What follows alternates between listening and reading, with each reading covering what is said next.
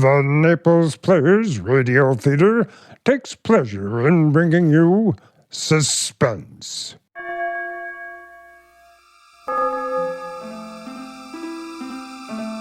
Suspense, a series of one-act radio dramas that are calculated to intrigue you, to stir your nerves, to keep you on the edge of your seat, to offer you a precarious situation, and then withhold a solution until the last possible moment.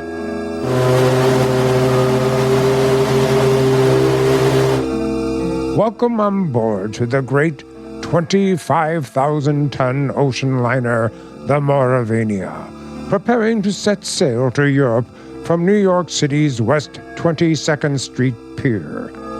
Smoke from her 3 funnels coils up lazily in the mid-October air.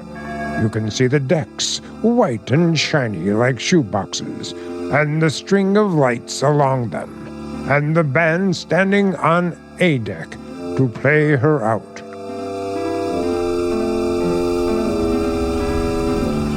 The murmur of an excited crowd and the rattle of the steam winches as cargo is lowered into the hold fills the air. The second officer is standing at the head of the gangplank as 2 rather late passengers hurry through the customs shed towards the gangplank. It's all right, Ricky. We're not too late. No, and I thought we'd be in time. A honeymoon in Europe. 3 whole months with nothing to worry about.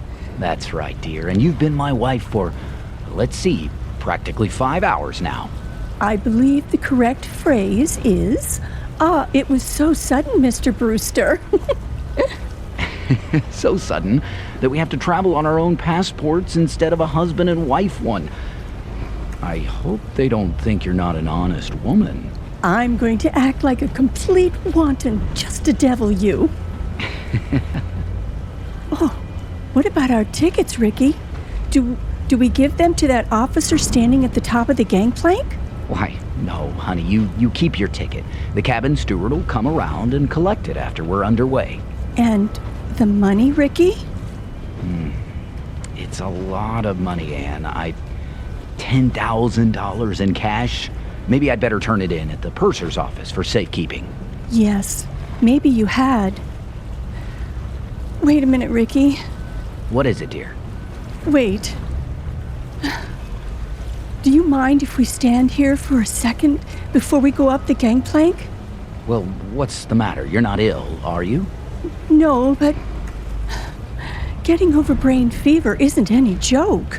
Oh, I know, dear. You see, Ricky, I ought to be eager and excited like all those people up there, but suddenly you get fancies. Queer, sick fancies. Suddenly, right now, all I can think of is the night and the wind and all the black water in the dark. And that's exactly the kind of morbid fancy I'm trying to cure you of. I know, Ricky. I'll be good, but I was just thinking of a story. What story? Oh, never mind. It doesn't matter. Which way do we go? Up the gangplank, through that door there, and then down in the elevator to B deck. And no more horrors. Do you understand?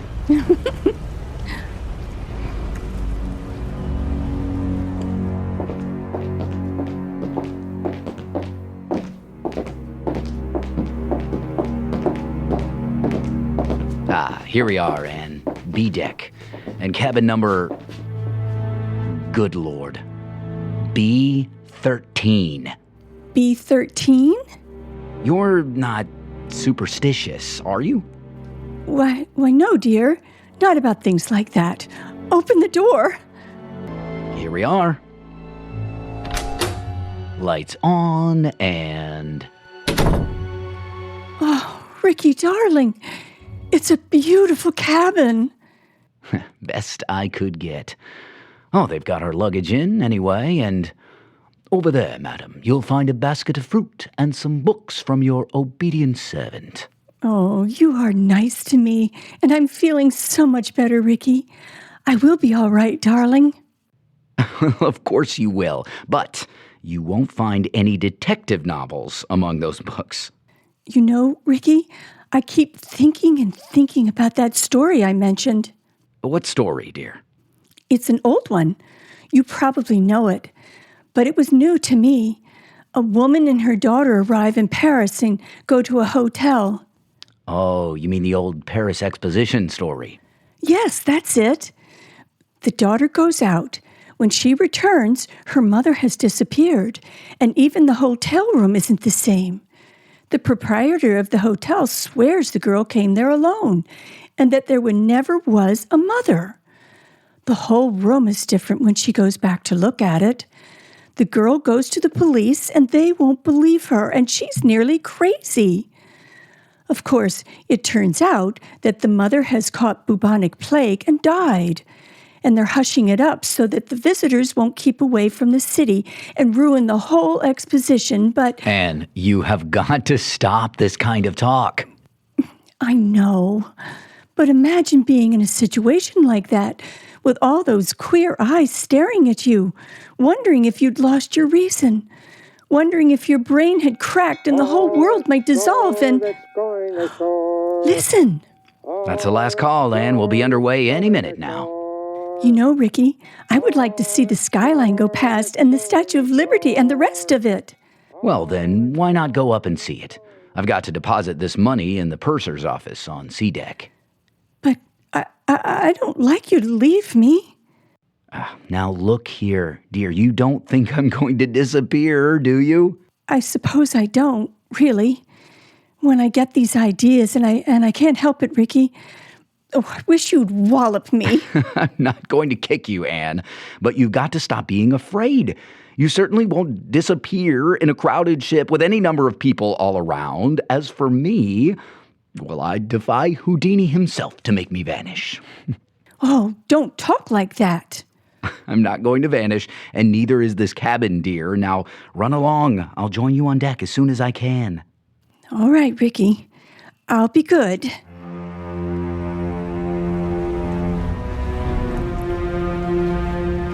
In with your game plane. In with your game plane. Game plane's inside. Close the rails. Stand by. Eager people, excited people, happy people, all crowding up to the rail to wave goodbye. Nothing to worry about, nothing on their minds, except... Except what? Oh. Except seasickness, madam? Oh. Oh, I beg your pardon. I hadn't meant to startle you. Believe me. Please, don't mention it. How silly of me. It was my fault. I haven't been very well. I noticed it, madam. If you'll forgive me, that was why I spoke to you. As you see by my uniform, I am the ship's doctor. This is a British ship, isn't it? But you don't sound British. No, I'm Austrian, madam. Dr. Paul Heinrich, at your service. I'm Mrs. Brewster, Doctor. Anne Brewster. When does the ship go? In about a second, Mrs. Brewster, you'll hear the whistle.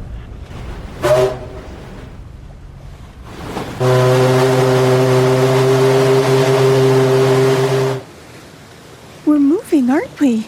Yes. Don't you feel the vibration of the engines? I imagine this is not your first crossing, madam. Oh, I'm afraid it is, Dr. Heinrich. My husband's crossed many times, he tells me, but not on this ship. Well, then, I hope you're a good sailor. Why, Dr. Heinrich? Well, because we'll run into some very dirty weather once we are out at sea. October is a very bad month for traveling. Well, if I do get seasick, Doctor, I'll rush straight to you, and I'll expect to be cured. Let me tell you a secret, madam. There are two common ailments for which medical science has no cure. One is ordinary seasickness, and the other is hangover. How do you like the Maurevania? Oh, it's a magnificent ship from what I've seen of it. And you know, they've given us a very nice cabin down on B deck. B13. What's the matter? Why are you looking at me like that? I beg your pardon. Did you say B13? Yes. Why? You're quite sure of that, madam? Why, yes, of course. I'm sure of it. I saw the number on the door. Why? Well, because Go on, Dr. Heinrich. there's no such cabin aboard this ship. I'm not joking, Mrs. Brewster. You see, some people are superstitious. Many ships, like this one, omit number 13 on each deck. You must have been mistaken. What are you trying to tell me? Do you think I saw something that wasn't there? No, Mrs. Brewster, not at all. I only... Then come along with me. I'll show you. I'll prove to you there is a number 13. Will you come along? Yes, Mrs. Brewster. I think perhaps I had better escort you.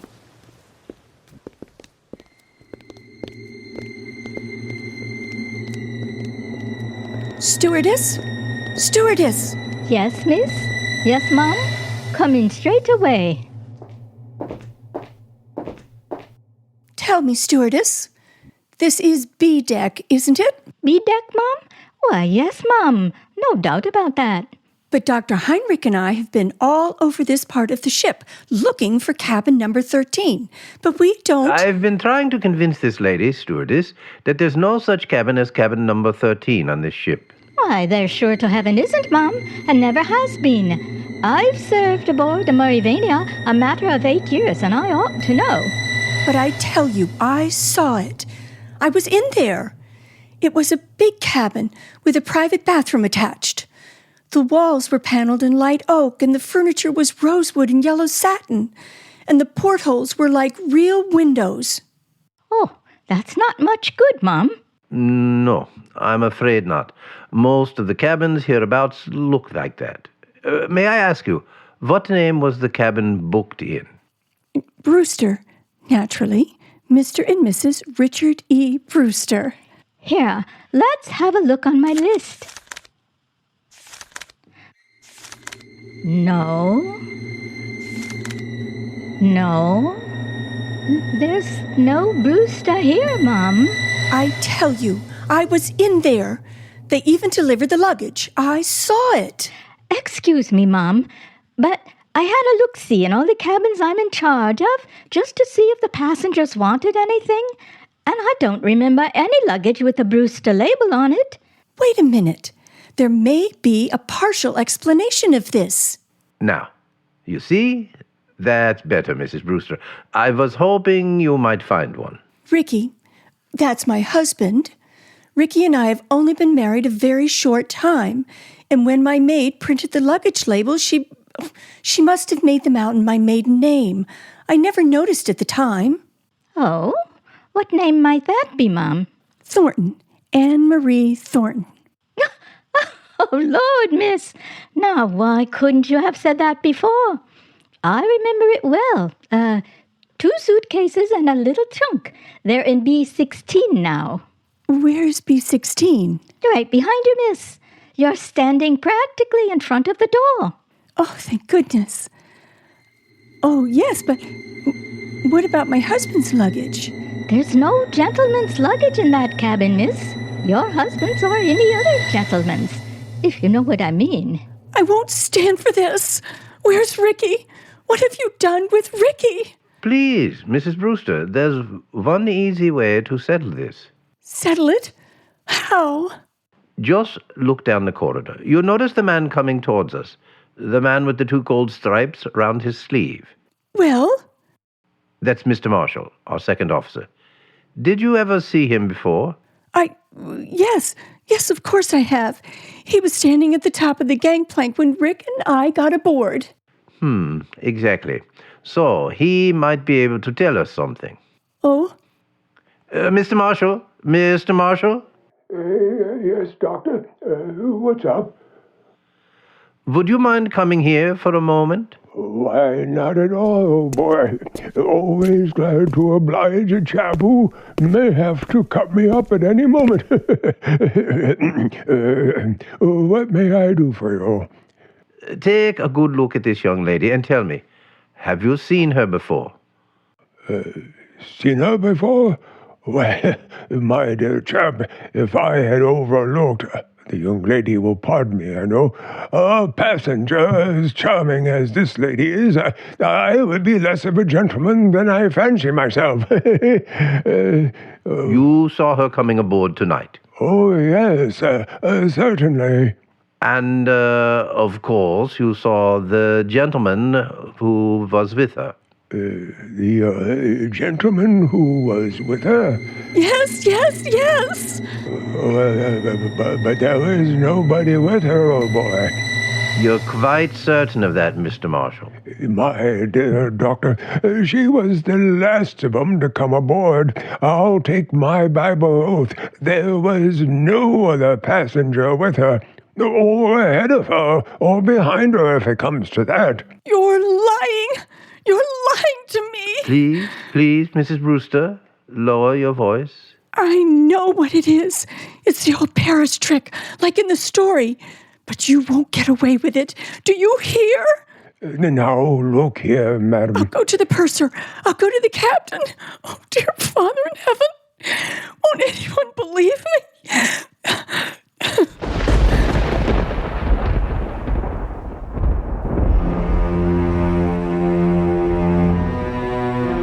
Later that night, in the captain's room, just abaft the bridge, there is a conference of ship's officers. Outside, stung by spray, clinging to the bulkhead rail in the dark, a frightened girl waits till the door of the captain's room opens. Will you bring the young lady in, Dr. Heinrich, and close the door? Yes, sir. Here we are. This is Captain Wainwright. Now, just tell your story straightforwardly and, please, don't excite yourself. Well then, maybe we can get some decision into this matter. Will you sit down here beside my desk, Miss Thornton? My name is Brewster, Captain. Mrs. Ann Brewster. Whatever you say, Mrs. Brewster. Thank you very much, Captain. I might tell you, ma'am, I've got a lot on my mind already. My first officer comes aboard with an attack of flu. I'm facing an equinoctial gale, short-handed. And now this has to happen on top of it. I'm terribly sorry. I can't help that, Captain. But I want to know what they've done with Ricky. Just one moment, please, while I get this straight.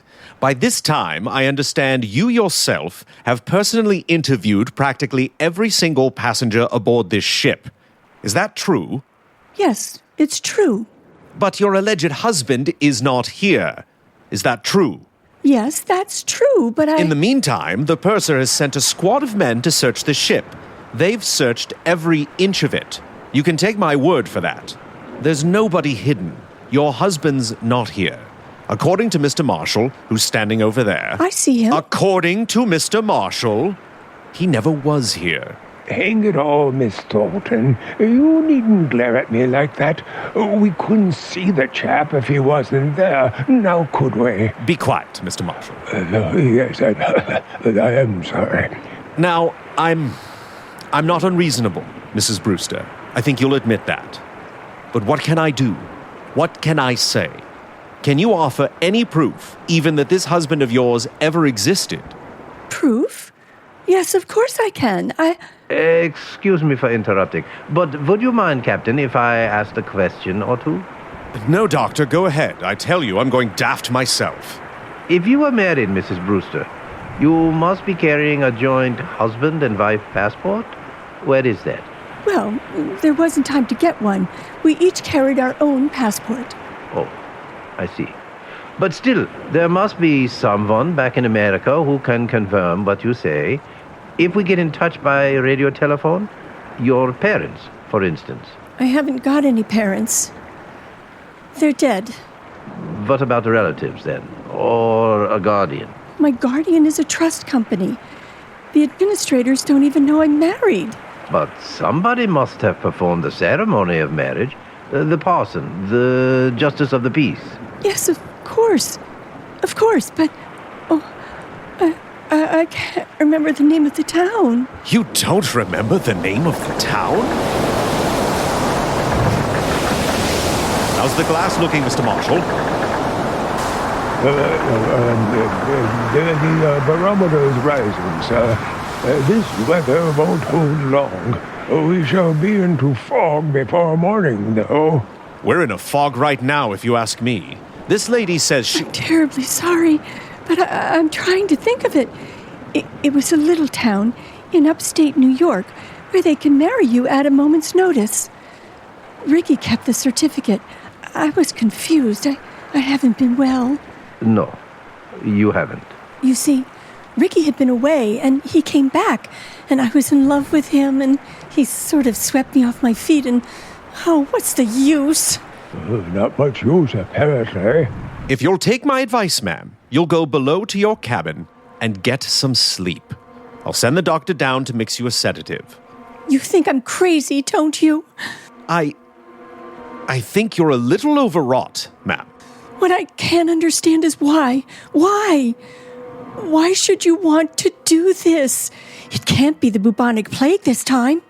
Bubonic plague, ma'am? Who said anything about the bubonic plague? Never mind. I'll show you. You're all against me. Except maybe the doctor. But I'll show you. I'll prove it to you. I am going downstairs, and I don't want anybody to follow me. Good night. Good night.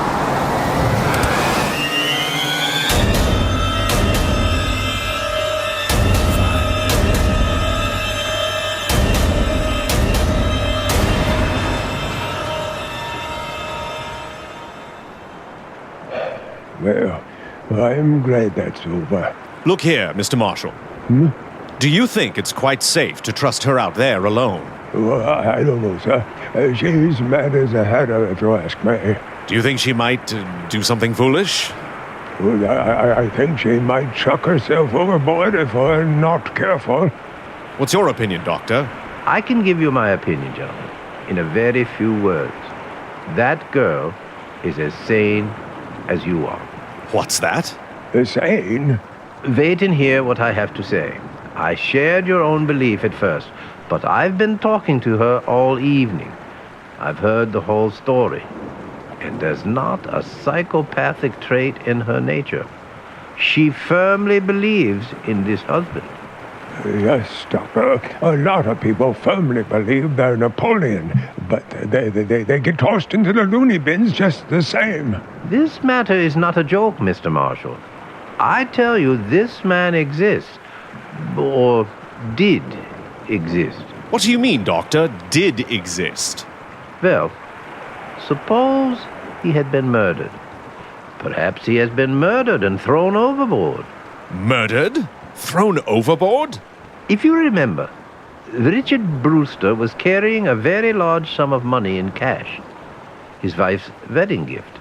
Practically all her inheritance.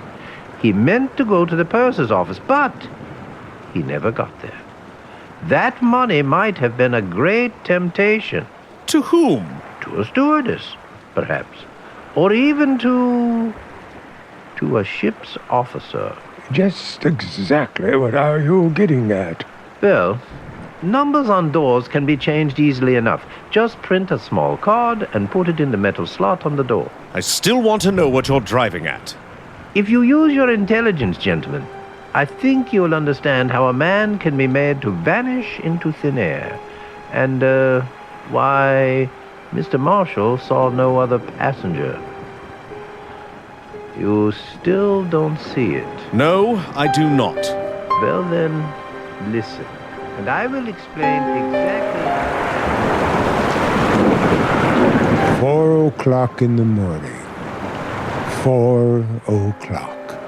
The hour of suicides and bad dreams.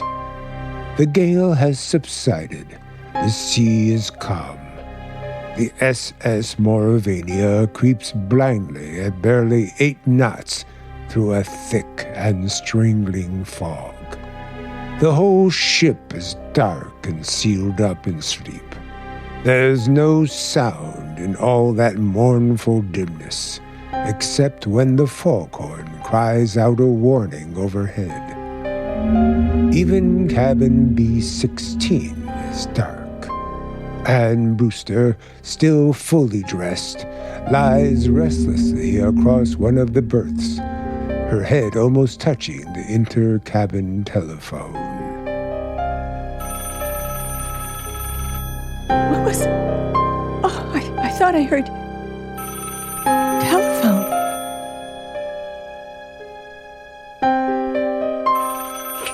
Yes? Hello? It's me, Anne. Take it easy now. Ricky! Ricky, where are you? Quiet. Keep your voice down. Where are you, Ricky? What happened to you? Are you hurt? No, I'm not hurt. But he nearly got me. Who? Who nearly got you? Listen, dear, I can't explain over the phone, and I don't dare go down there. Can you meet me up on deck? Yes, of course. Where? Do you know the boat deck? Boat deck? Oh, which one is that? The top deck, where all the lifeboats are slung. Oh, yes, I know it. Well, go to the starboard side. Yes. That's the right-hand side facing forward. Find the fourth lifeboat from the aft companionway. Yes. There's a thick fog, and nobody'll see us. Ricky! What is it, Ricky? He's gone. He's gone.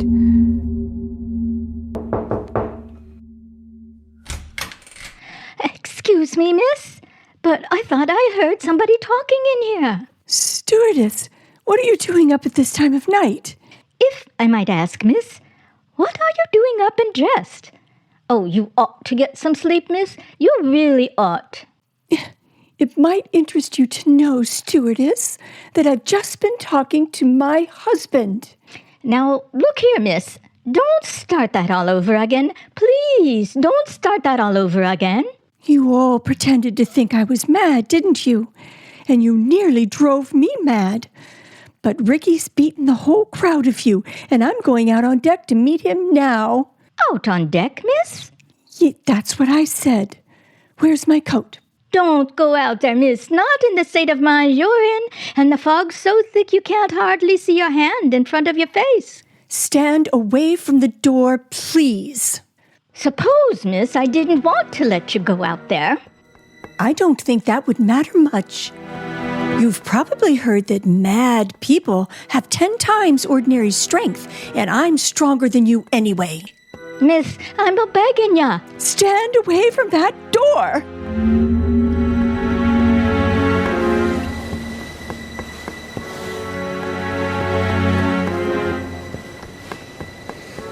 One, two, the third. Anne, is that you? Yes, Ricky. Ricky, darling, where are you? Here, duck your head under the lifeboat. Here, take my hand. But isn't it horribly dangerous out there on the edge? There's no railing along the side of the ship. Don't worry, Anne. I won't let you fall. Look out! Oh! If you went overboard here, we're well aft, near the propellers. The suction would carry you into the propeller blades and... Listen. I can't hear anything except the foghorn. Yeah, but I can. There's somebody walking along the deck, and I can see a flashlight moving in the fog. You're quite right, my friend. Oh! You can see a flashlight moving in the fog. Dr. Heinrich, what are you doing here? At the moment, young lady, I'm covering both of you with a revolver. Please don't move. So, you were in the conspiracy, Dr. Heinrich. May I ask you what conspiracy? The whole ship's conspiracy to say Richard Brewster didn't exist. My dear young lady, you can set your mind at rest. There never was any ship's conspiracy against you. The people you spoke to were perfectly honest. Including Mr. Marshall, I suppose? Yes, including Mr. Marshall. And what is this all about? Stand back there. I suppose he was telling the truth when he said nobody came up the gangplank before or after me? I beg your pardon. That was not what he said. He said no passenger came up the gangplank with you at this time. Well, what's the difference? A great crime was arranged for tonight, young lady.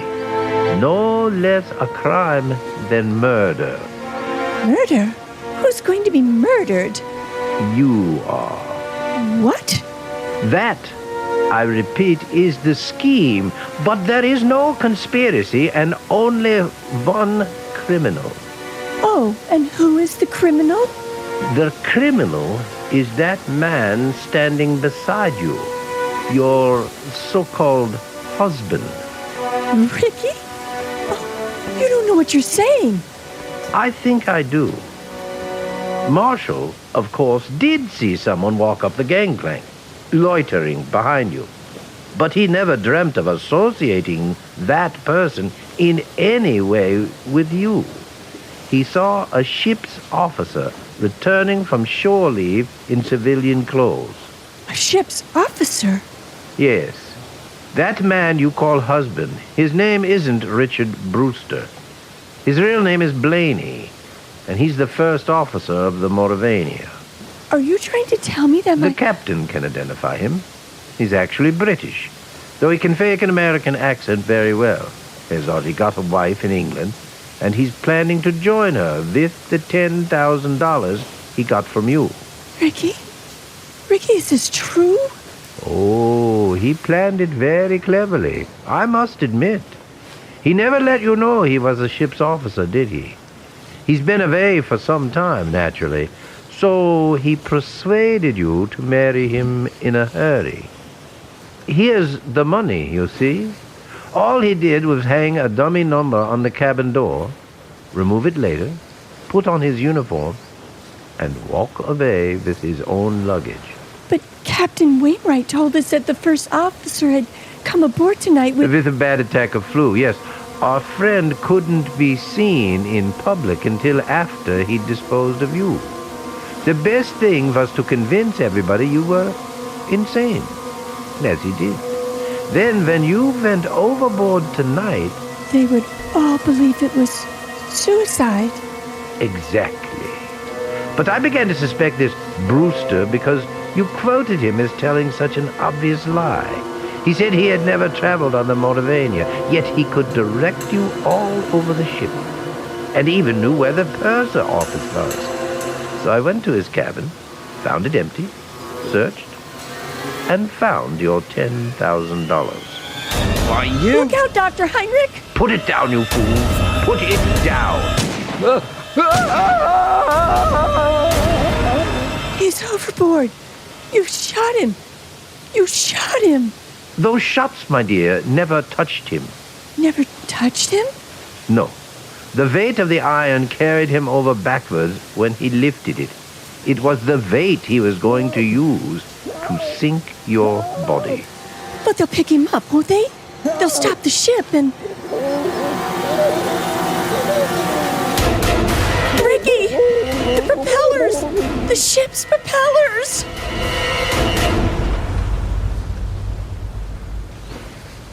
Yes. They suck you under. Oh, Doctor. Doctor, I can't stand this. I can't stand this. It won't be easy, my dear. It won't be easy, I know, but believe me, this way is better.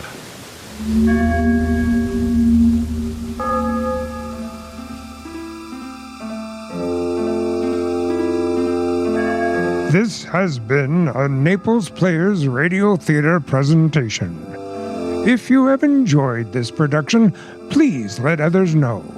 You can always follow us on Twitter, Facebook, and LinkedIn. And don't forget, you can always see what's happening at the Naples Players by visiting our website, www.naplesplayers.org.